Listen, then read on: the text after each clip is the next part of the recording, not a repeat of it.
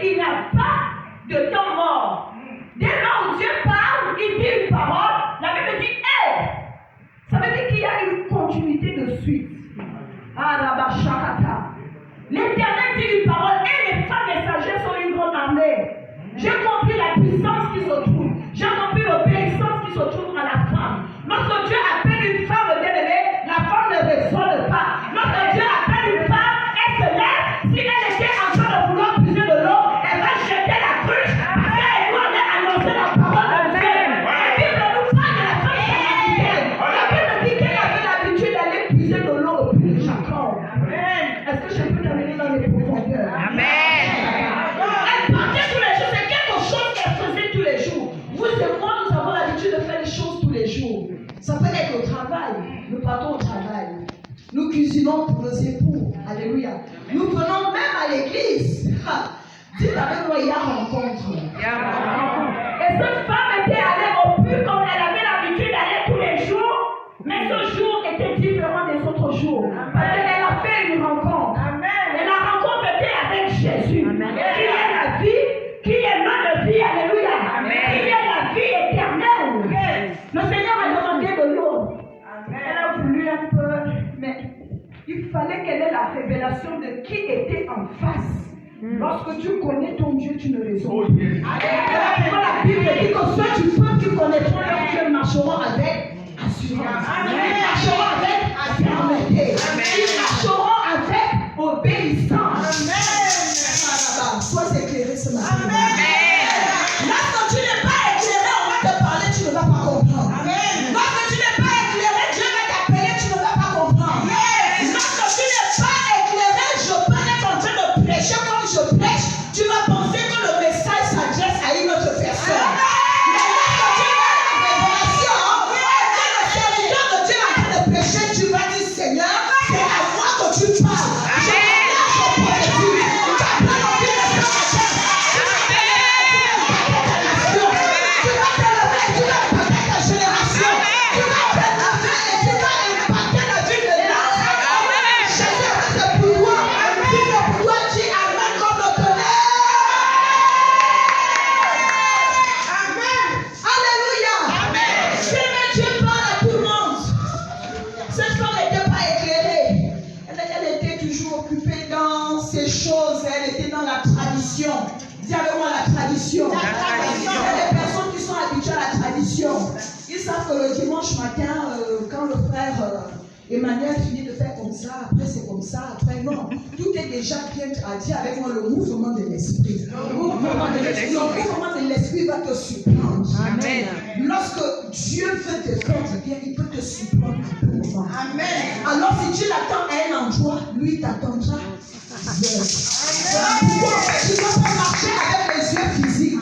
Tu ne dois pas marcher avec les oreilles physiques. Mais tu dois marcher avec les yeux, les oreilles de l'esprit. Afin de pouvoir comprendre la voix du Seigneur.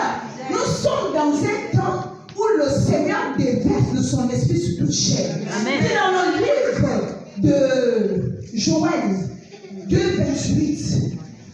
Alléluia. Joël 2:28. Qu'est-ce que la Bible dit? Oui. Joël 2:28. Excusez-moi si je vais vite.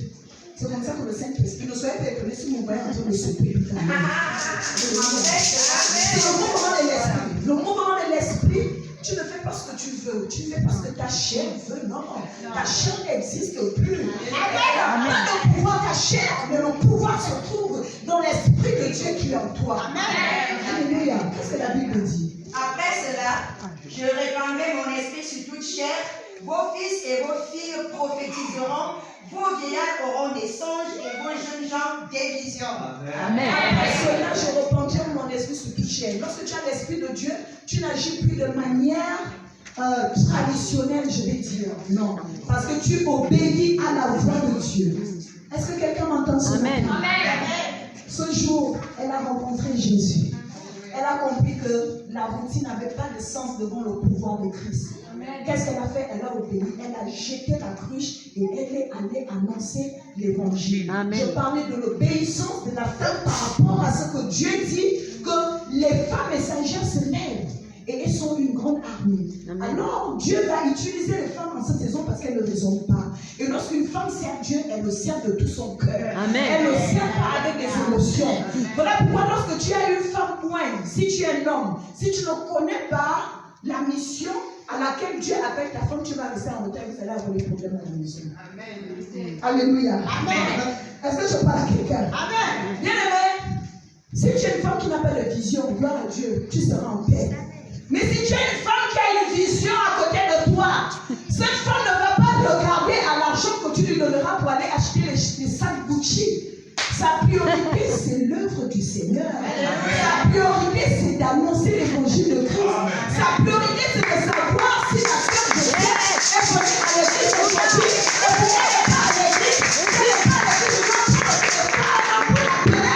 Parce que le Seigneur a besoin d'elle. Bien aimé, les femmes de vision, les femmes d'impact, les femmes messagères, selon l'appel de Dieu, ont une mission qui est différente d'autres personnes. Alors elles ne peuvent pas se comporter de la même façon. Elles restent obéissantes et parfois elles seront incomprises. Parce que pendant qu'elles reçoivent dans l'esprit, lève-toi. Si tu es un homme, tu vas dire, oh chérie, je dois encore te faire un bisou. Non. Non. Les temps sont difficiles. Et les âmes ont besoin d'écouter l'évangile du Seigneur. Les temps sont difficiles. Et le monde a besoin d'écouter ce que les enfants de Dieu sont capables de leur révéler. Amen. Ce n'est plus expliqué, ils attendent avec un ardent désir la révélation des fils de Dieu. Et lorsqu'on parle de fils aujourd'hui, on ne parle pas que de d'hommes. Non, lorsqu'on parle de fils, c'est vous et moi, alléluia. Parce que nous avons l'esprit de Dieu. Amen. Il est dit que ceux qui marchent par l'esprit de Dieu, ce sont ceux qui sont fils de Dieu. Tu es une femme. Dès lors où tu as l'esprit de Dieu, tu es le fils de Dieu. Amen. Amen. Dis avec moi, je me comporte plus comme n'importe qui. Je me comporte plus comme n'importe qui. Alléluia. Amen. Bien-aimé, est-ce que vous êtes conscient de ce que Dieu attend de nous en cette saison? Bien-aimé, si chacun de nous réalise qui il est en Christ, si chacun de nous réalise quelle est sa mission sur la terre, et en cette saison, je vous assure que la nation sera bénie par l'évangile. Le problème, c'est que nous avons reçu l'appel, mais nous ne faisons rien avec. Nous ne faisons rien. J'ai honoré les femmes tout à l'heure en disant, la femme est obéissante. Mais ma question, c'est de savoir ce jour si les femmes de l'église, source de vie pour le salut des âmes, si elles sont obéissantes. Est-ce qu'elles sont obéissantes à Dieu? Femme, est-ce que tu raisonnes encore pour faire les choses de Dieu, femme? Amen. Lorsque l'apôtre a besoin de toi à l'église pour ouvrir la salle, pour nettoyer la salle, pour accueillir les âmes qui vont venir, est-ce que tu es disponible? Ou est-ce que tu raisonnes? Est-ce que tu dis non, je n'ai pas encore fini de faire ma vaisselle, je n'ai pas encore arrangé mon lit. Alléluia. À moi, je dois d'abord prendre un petit déjeuner. Alléluia. Quelles sont tes priorités? Dis à ton voisin, quelles sont tes priorités? Quelles sont tes priorités? Mais le Seigneur a besoin de toi. Le Seigneur a besoin de toi, bien-aimé. J'ai l'habitude de dire que lorsque Dieu oint un homme, une femme, ce n'est pas pour ses yeux. Lorsque Dieu met en toi son onction, c'est parce qu'il veut t'utiliser. Nous ne pouvons plus voir le Seigneur de manière physique. Mais il dit, je répandrai mon esprit sur toute chair. Il a dit aux apôtres, ne bougez pas, mais attendez-moi à Jérusalem, afin que je vous envoie celui qui vous avait été promis par le Père, qui était qui? Qui était le Saint-Esprit. Parce qu'il a su que les hommes sans le Saint-Esprit ne pouvaient pas glorifier son nom. Alors lorsque le Seigneur envoie le Saint-Esprit, c'est pour continuer la mission qu'il a commencée sur la terre. Alors tu dois comprendre que tu portes ce fardeau. Tu portes cette mission, alléluia. Et le thème c'est lève-toi. Amen. Beaucoup ont du mal à se lever parce qu'ils se demandent comment ça va se passer. C'est lève-toi et va prêcher l'évangile. Mais tu dis, mais ce peuple a le cœur endurci. Ils ne vont pas comprendre si je leur prêche l'évangile. Mais je dis à quelqu'un, ton problème ce n'est pas de savoir s'ils vont comprendre. Ton problème c'est de te lever.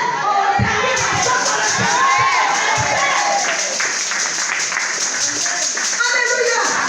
Il ne s'agit pas de raisonner, il s'agit de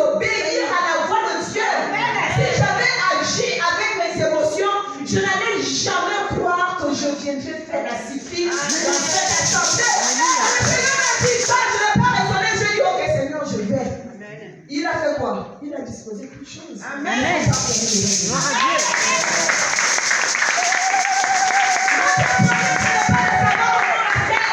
Il sait qu'il a déjà investi en toi. Il sait que tu es loin. Ce qu'il attend de toi, c'est que tu ouvres la bouche. Ma soeur, allons à l'église. Point. Il n'y a pas à raisonner. Est-ce que vous savez que parfois il y a des gens qui attendent qu'on leur parle du Seigneur? Mais oui, hein, ils vous voient venir à l'église tous les jours, mais ils attendent à ce que vous partiez vers eux, que vous les invitez. Ah, église, arrête de penser à tes problèmes et commence à mettre l'œuvre de Dieu en avant. Commence à regarder ce que Dieu attend de toi. Le point c'est que nous nous appuyons beaucoup plus sur ce que Dieu doit faire pour nous. Commençons à regarder à ce que Dieu veut faire au travers de nous pour l'avancement de son œuvre. Ça, c'est un ministère qui est là pour encourager les hommes et les femmes de Dieu. Si l'Église doit avancer, il faille que vous et moi, parce que je sais qu'autant que vous êtes des servantes et des serviteurs de Dieu. Il est temps que nous nous levons pour que nous puissions travailler. Écoutez, la parole de Dieu nous parle d'un homme qui s'appelait Samson. Samson était fort, il était capable de détruire avec ses mains toute une ville. Alléluia. Mais un temps, il a été faible. Mais j'ai eu la sagesse. C'est un passage que peu de personnes ont découvert. Mais quand le Saint-Esprit m'a amené à comprendre ce passage, j'ai compris que lui, c'est ce que Dieu attend de nous en cette saison. La parole de Dieu dit que lorsque Samson fut faible, il a appelé les renards. Alléluia. Alléluia. Écoutez, Dieu lui-même dit que si vous arrêtez de m'adorer, je susciterai quoi? Des prières. Ça veut dire que pendant que Samson était faible, il a eu l'intelligence d'appeler qui? Les renards. Il a fait quoi? Il les a enflammés. Le flambeau ici pour nous, c'est le Saint-Esprit. Amen. La Bible dit qu'il a enflammé les renards, qu'il a envoyé dans les champs des Philistins, qui étaient ses ennemis. Les renards sont allés détruire les champs des Philistins. Lorsqu'ils se sont rendus compte, ils ont dit, mais qui a fait ce désordre? On n'a pas dit ce sont les renards, on a dit c'est Samson. Ça veut dire que nous, aujourd'hui, nous sommes enflammés du Saint-Esprit. Et ce que Dieu attend de nous, c'est que nous partions à l'extérieur pour détruire le camp des Philistins, pour détruire tout esprit qui s'oppose au réveil spirituel dans nos régions, à la force